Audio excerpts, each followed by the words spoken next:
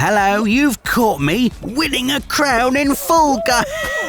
No, of course you haven't, that's a lie. I'm a liar and a loser when it comes to Fall Guys. Never won a single game, that's the type of player I am. But it probably wouldn't be nice to go around calling all of you liars and losers, so for this video we've come up with 7 slightly more diplomatic characterizations instead. Because we've all now been playing Fall Guys long enough to recognise certain types of player. Players we hate, players we admire, players we're jealous of, and players we wish would just get out of the way. And we've condensed all these players into 7 categories. Let us know in the comments which one of these you are. Maybe you're more than one. Here we go then. The 7 types of Fall Guys player we've all encountered at some point.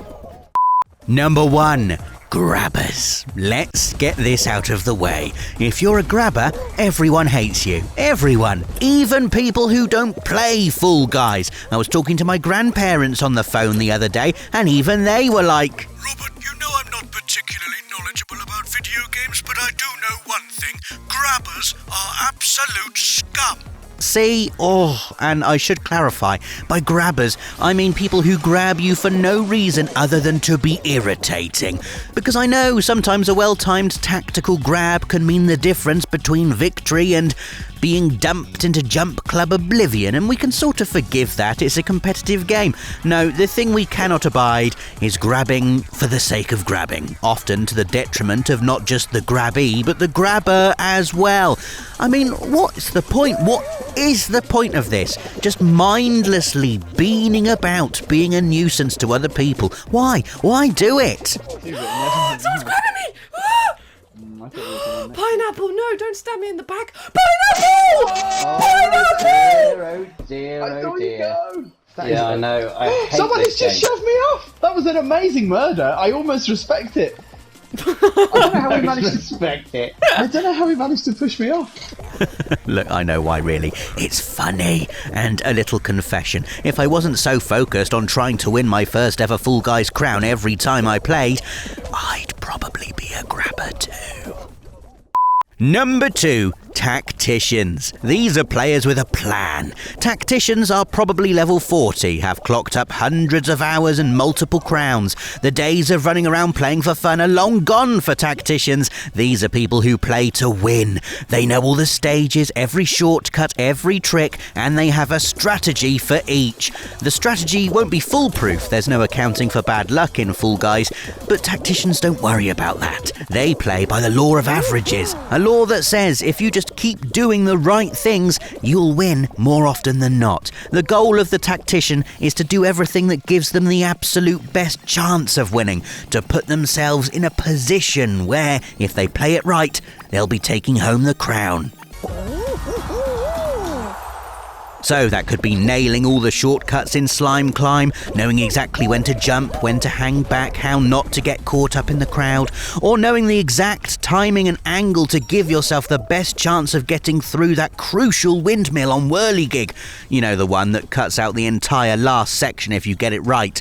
For tacticians, Full Ball is less about being reactive and more about being proactive. They'll stick to their position in the centre circle and smack those balls as they spawn. Tacticians know when to hop and when to run in hexagon, slowing themselves up when they've got time and space, and then quickly rushing in to cut off any threats as they appear. Basically, if you don't know whether or not you're a tactician, here's a good test. Have a look in a mirror while you're playing Fall Guys. If your face looks like this,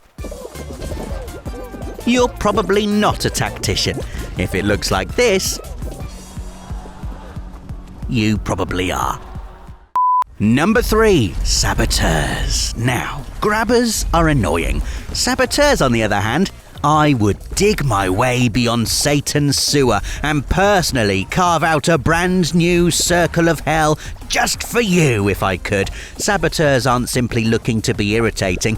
These are full-on chaotic evil psycho beans. Players who, upon successful completion of Slime Climb, don't simply cross the checkered line and qualify. No, they turn around, face up to anyone else lucky enough to make it through, and attempt to throw them off the edge. Now, admittedly, I've never had this happen to me personally, as I've never made it through Slime Climb, but I have seen it happen to other people, and remember feeling this vicarious white-hot stab of injustice deep in my heart. How dare you? How dare you think this is an acceptable way to behave? I've seen it in Perfect Match as well. You'll have a gaggle of players all crammed onto a single tile, all just trying to survive, and then, for no reason, someone will just chuck someone else into the void. Why can't you lot just concentrate on your own games? Why must you ruin things for others? Oh, and a subcategory of saboteur has to be what I call the... Actually, no, I probably can't say that. Let's just go with silly saboteur. The people who charge off in rock and roll and ignore their own team in favour of hampering others. It's pointless. It never works. Look after your own bulls before messing about with other people's. Words to live by. Number 4, a type of Fall Guys player that has my sympathy. Quitters. Regular viewers of the channel will know I'm all for conserving your energy and your rage by just getting yourself out of there when things get tough. If at first you don't succeed, give up and play something else. That's my motto, along with when the going gets tough, lie down. Every episode of Fall Guys is littered with quitters. You'll get to the end of a round and wonder why there are fewer beans than you thought, but nowhere is quitting more obvious or damaging to other players than in Full Ball. How many of you have encountered this scenario? The scoreline starts to tip one way, 2-0, 3-0, and then those guys start falling. Seriously, there's no hope of a comeback. Those losing beans start flocking for the exits faster than Man City fans in the 80th minute of a Champions League quarter-final. It's a sad sight, this. The score will be, I've lost count to 0. The losing side will have one stubborn player remaining, refusing to give up the fight. Respect to you, most stubborn of beans, victim of the quitters. Number 5, passengers. Ding, ding, ding. All aboard the Fall Guys Express. Next stop, round 2. Yeah, that's right. You know who you are. You're me and millions of other Fall Guys players who, for the first few rounds at least, sort of just let themselves get carried to the finish line. I mean, it's just sensible, isn't it? You don't get prizes for finishing first, apart from that trophy. Yeah, but come on, even I've got that one. This stage of Fall Guys is just about finishing, period. Often it will be something like DoorDash or Gate Crash at the beginning, and honestly, who are these people actually forging ahead and breaking down the doors? I'll tell you who they are in the next entry, but spoilers, they're idiots. It makes far more sense to just hang back a bit, let other people do the work and cruise through in their slipstream. Tiptoe is another stage in which passengers thrive. Just wait until you know the path and then go. Sometimes being a passenger is less a choice and more a consequence of just being a bit rubbish. See me in Full Ball running around like a moron while more skillful players either win the game for me or, more often than not, kick my team's ass. But if you ask me, there's no point in trying really hard until you get to the final round, is there? Egg Scramble and Hoopsie Daisy are 2 more examples. Why try? Just sit down and hope you're not on the worst team. That's my advice. Why revise for a mock exam? You don't see Usain Bolt pulling out sub-10-second times in the 100-metre heats, do you? No, he saves his best for the final. Yeah, that's right, that's me, the Usain Bolt of Fall Guys. Except I don't ever win.